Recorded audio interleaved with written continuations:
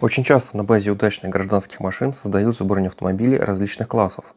Вот и в нашей стране в 1934 году в конструкторском бюро Ижорского завода после начала выпуска трехосного грузовика ГАЗ-3А начали разрабатывать полностью отечественный пушечный бронеавтомобиль БА-6 с башней, как у танка Т-26. Правда, с чуть более тонкой броней. Подобные боевые машины БА-3 до этого делали на базе американского шасси фирмы Ford. В 1936 году БА-6 начали выпускать серийно. Вот только опыт эксплуатации новых бронеавтомобилей показал, что стандартное шасси обычного грузовика не совсем подходит для боевой техники. И тогда броневик был серьезно доработан. Ему укоротили раму, что повысило маневренность и проходимость машины. При этом укоротился и бронекорпус, самая тяжелая часть конструкции. Так что на прикрытие внутреннего объема потребовалось чуть меньше тяжелых бронелистов. За счет этого толщину броню корпуса и башни увеличили с 8 до 10 мм. Мало того, броня новой танковой башни была установлена с наклоном, что хоть и немного, но повысило ее бронестойкость. Также усилили балку передней оси, а переднюю подвеску оснастили амортизаторами от новейшего автомобиля ГАЗ-М1.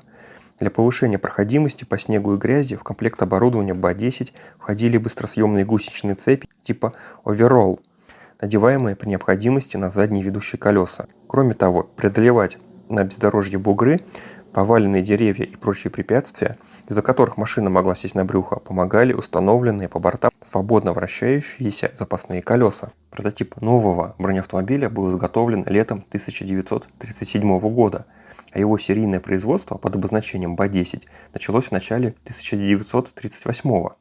Так как бронеавтомобиль БА-10 был развитием БА-6, то внешне он был похож на своего предшественника. Впереди стоял двигатель, а за ним размещались водитель и пулеметчик, а над задней частью бронекорпуса возвышалась башня с пушкой калибра 45 мм. Сходу эти боевые машины можно было отличить лишь по башням разной формы, да по задней части корпуса. У БА-6 она была граненой, а у БА-10 округлой. Но и расстояние между передними и задними колесами у БА-10 было чуть поменьше. В конце 1939 года броневик был модернизирован еще раз.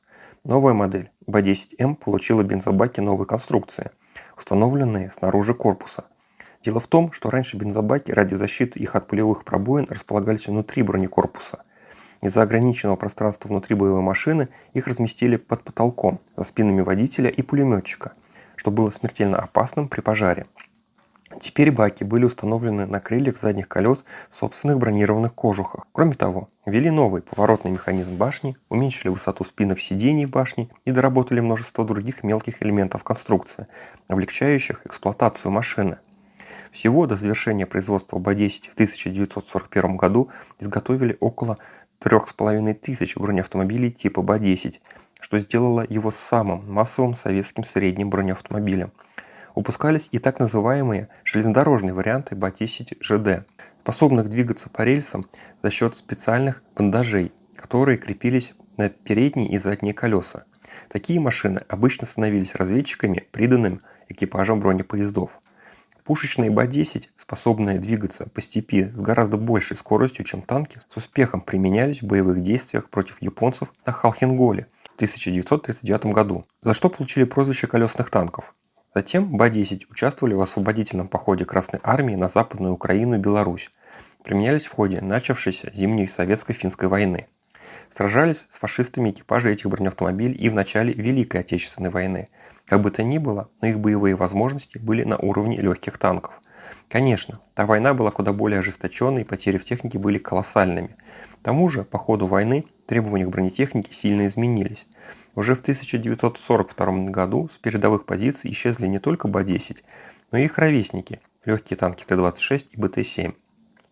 Тем не менее, оставшиеся в строю БА-10 продолжали служить в качестве разведчиков и штабных бронемашин, а завершили свою боевую карьеру БА-10 в августе 1945 года в ходе разгрома японской Квантунской армии.